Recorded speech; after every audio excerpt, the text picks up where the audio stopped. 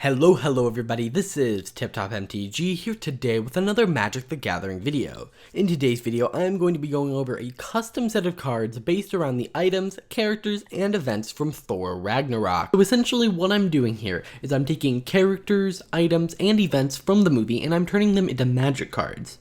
This is just one small part in a giant series I'm doing called Magic the Marbling. Now, don't worry if you haven't seen the previous videos, you don't really need to. However, if you want to check them out, there will be a playlist and there'll be a link in the description where you can find that. The only things you really need to know from the past sets is that heroes, as in like the creature type, because there's now a creature type of hero and there's a creature type of villain. Heroes are generally blue, white, red, and occasionally green, and villains are typically blue, black, and red.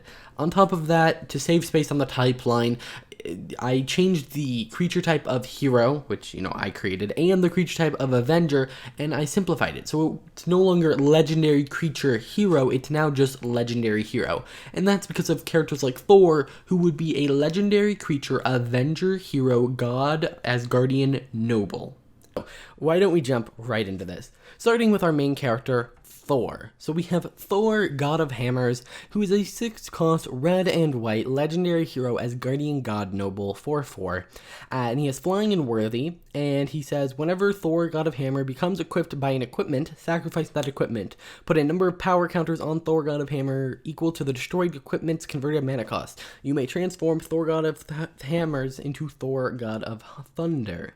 And then it says, partner with Loki, Master of Trickery. Now in this, they kind of work together, which is why I give them partner wits. For those of you who don't know what that means, it basically means when Thor enters the battlefield, you can have target player search their library for Loki, or you can have them both in the command zone. So keep that in mind. So then he transforms into Thor, God of Thunder, and you do that by equipping him with equipment. Now, it's Thor, God of Thunder. He has flying and worthy. By the way, worthy, Mjolnir can only be equipped to creatures with worthy. That's all that really means, except some cards may reference it. Basically, it doesn't mean anything unless it's referenced. He's a 4/4 with flying and worthy, and he says as long as he has 5 or more power counters on it, it has indestructible. As long as Thor has 7 or more power counters on it, it has first strike, and Thor gets +1/+1 for each power counter on it, and you can pay 4 red and put a power counter on it. So, here's the idea. You're supposed to equip him with something, and you sacrifice it, and that's what's referencing Mjolnir being destroyed. And he's going to get powered up kind of from that by getting power counters placed on him, and you flip him. Now, it says you may flip him. For instance, if you don't want to pay 6 mana per power counter, maybe you equip him with a couple pieces of equipment to put like 7 counters on him, and then flip him, and then he keeps those counters, he gets indestructible, first strike, all of that. So it's kind of an interesting way of, do you flip him now, do you flip him right away, or do you flip him later? If you flip him right away, you might have to pay more mana, but if you flip him later, you won't. So kind of interesting. Now, he partners with Loki, and Loki says he's Loki, Master of Trickery. It's a 5-cost white and blue, which is a, normally Loki has black in it, but in order to partner with Thor, I didn't think black was a great color to throw in there, so he's kind of more light on this light side in Thor Ragnarok. So he's a legendary creature as Guardian God Noble, 3/3, and he enters the battlefield under the control of an opponent. So he will not be on your side, he'll be on your opponent's. And it says other creatures you control get -1, -0 for each power counter on Loki. And then you can pay 2 in a blue, and Loki, Master of Trickery's controller, draws a card. Put a power counter on target creature.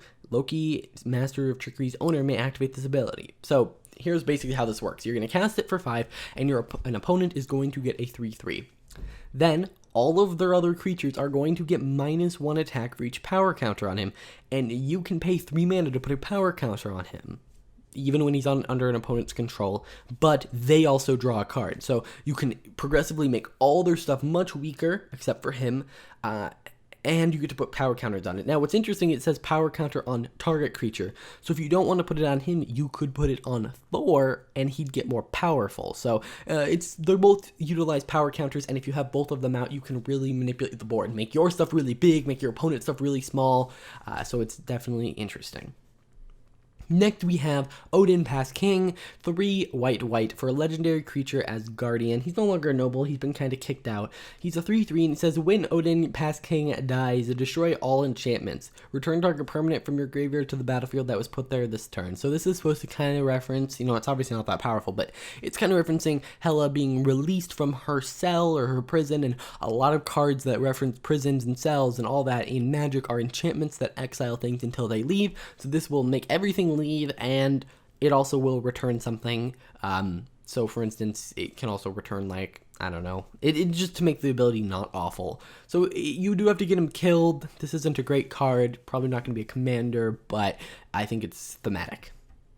Next, we have Hulk Contest Champion. He's 1 red, green for a legendary hero beast, 6/6 with trample. So you are paying 5 for a 6/6, but the mana cost is kind of, hard to get. Hulk Contest Champion must attack each combat if able. Whenever Hulk Contest Champion deals combat damage to a creature or player, put a +1/+1 counter on him, and remove a +1/+1 counter from Hulk, and he fights target creature. Okay, so this card is honestly insane. Now, originally I had Hulk partner with Thor, but I figured, Thor and Loki can be more synergistic together.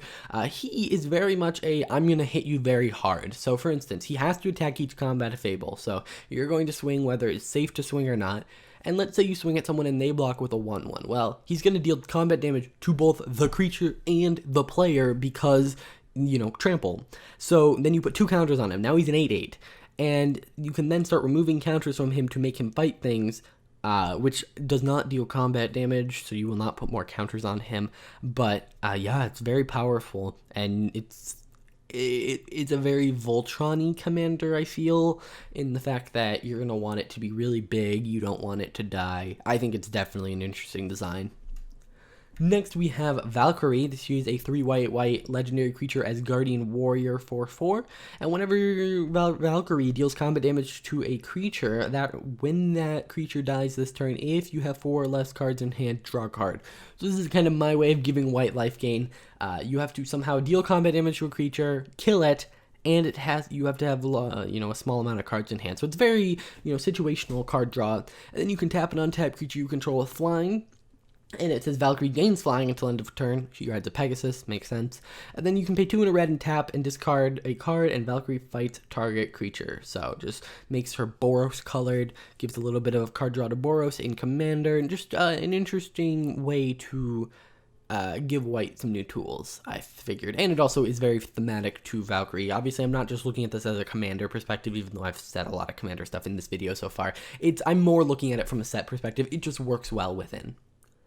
Next, we have Heimdall Resistance Leader. It's 1 red and a white for legendary hero as Guardian 2/2 with first strike, because, he can see everyone. He can probably tell what's going to happen. And he says players can't cast creature spells from their library, graveyard, or exile. And then you can pay 1 and a white and tap, and creatures you control gain indestructible. Skip your next combat step. Okay, very powerful. So first off, let's break this down. Players can't cast creature spells. He's resisting. He's stopping Hela from doing her plans. Pay 1 and a white, tap. Creatures you control gain indestructible until end of turn. You're going to protect your people, but you can't attack because you're protecting your people. Oh, yeah, pretty cool card. Very thematic in every single sense.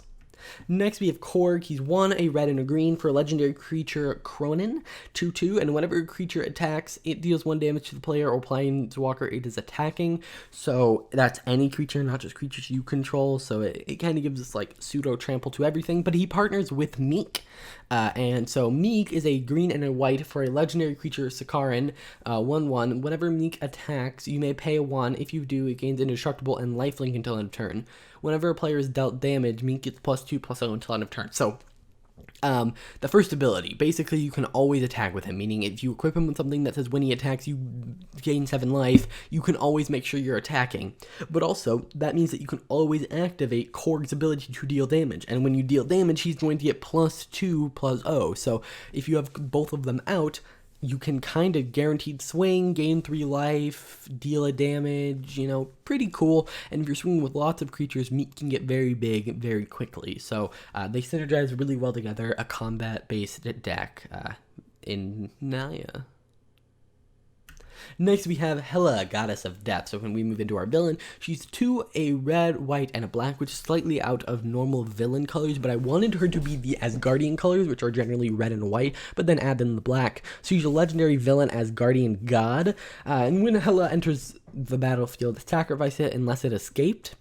When Hela, Goddess of Death, enters the battlefield or attacks, destroy target creature or artifact, return up to 1 target permanent with converted mana cost 3 or less from your graveyard to the battlefield, and then it has escape, red, red, white, white, black, black, exile 3 other cards from your graveyard. So this is obviously inspired by the Titan design in Theros. Now, I know a lot of people were not a big fan of it, but this is much, I think, more aggressively costed. You can't just pay 2 mana and get this cool spell.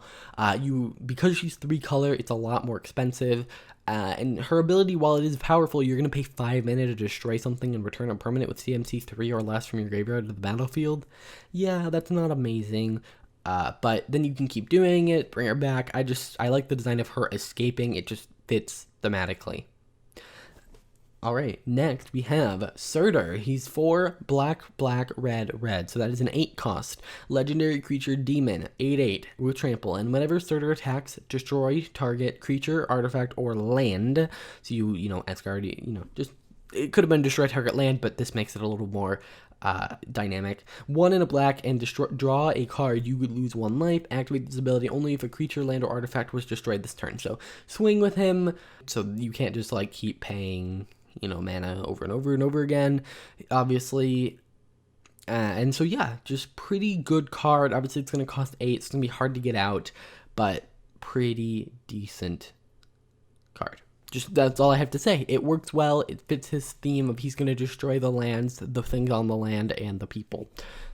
Next, let's talk about the Grandmaster. It's 2 blue, black, red, green. So he's everything but white. And he says, at the beginning of combat on your turn, each player chooses a creature they control. You choose 2 creatures chosen by players. Those creatures fight. If one of the chosen creatures is controlled by you, draw a card and each opponent loses a life. So you're basically saying fight, fight, fight. And you're getting, everyone's going to pick their best creature, or maybe their worst if they don't care, and then you're going to manipulate it in such a way that everyone ends up in the worst outcome. And now if you have like a huge creature that just like can't die or has death touch or first strike, or lifelink, you can manipulate it. For instance, his ability, he can tap and put a death touch, lifelink, or first strike counter on target creature you don't control. Now, first strike isn't super relevant, but death touch and lifelink, very good as like a bartering tool. Like, hey, don't, here, I'll give you this, just don't do something.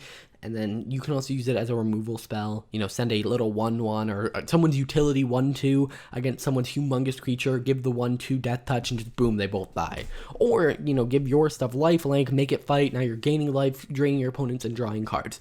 Super fun commander. I don't know how, it may get adjusted slightly after doing more balance testing. Next, we have Topaz. It's a white and a blue for a legendary creature, Sicarian 2/1, and when it enters the battlefield, choose target creature. Put Topaz 5th from the top of your library. The chosen creature gains hexproof until end of turn. Just an interesting way to do the whole hexproof effect without sacrificing, just kind of delaying. So, pretty cool. Next, we have Scourge, white and a black, and whenever, it's a 2/2, legendary creature Asgardian. Whenever an Asgardian you control dies, create a 1/1 white spirit creature token, and sacrifice a non-legendary creature. Each opponent loses 1 life, and you gain a life. So, he's the executioner, he's going to execute, pretty simple. Next, we have the Eternal Flame in Certa's Crown. Eternal Flame, 3 black, black, for a legendary artifact. The Eternal Flame enters the battlefield with 3 soul counters on it, and then you can pay a black and tap and remove a soul counter from Eternal Flame. Return target creature with converted mana cost less than or equal to the number of lands you control from your graveyard to the battlefield. So it's gonna enter with 3. You're gonna remove 1, so you get to return a creature with CMC 2 or less, and then 1 or less, and 0 or less. And actually, you have to be able to remove a soul counter, so you can't do it for 0. But then we have 1 black, black, sacrifice a non-token creature, put a soul counter on it. So you can sacrifice creatures to then start getting more creatures back. So it's an interesting little resurrection tool that requires you to keep sacrificing things or proliferating. And then we have Certa's Crown, 5 and a black for a legendary artifact. When it is destroyed, return target creature from your graveyard to the battlefield. If the returned creature is named Certa, it gains haste and indestructible until end of turn. or move a soul counter from an artifact you control, sacrifice Certa's crown. So if you have both of them, they allow you to instantly get Certa's crown to be destroyed, because no one is going to destroy Certa's crown. Why would they? It's a free resurrection. But if you have both, you can get back Certa and gain indestructible and haste. Just very gimmicky little combo, but I think it's interesting. And next we have Scourge. It's a land and it enters the battlefield tapped, and you can tap and add colorless, or you can tap, sacrifice a creature, and add black, green, or red, and then you also add colorless. So you end up with black in a colorless, red in a colorless, or green in a colorless. Kind of interesting how when you bring in a creature, one of them is going to die for your advantage. Very similar to just Scourge. Also, it looks very similar to like Spire of Industry, I think it is. One of those. It's a real Magic card, and just the art, even the positioning of it, looks very similar.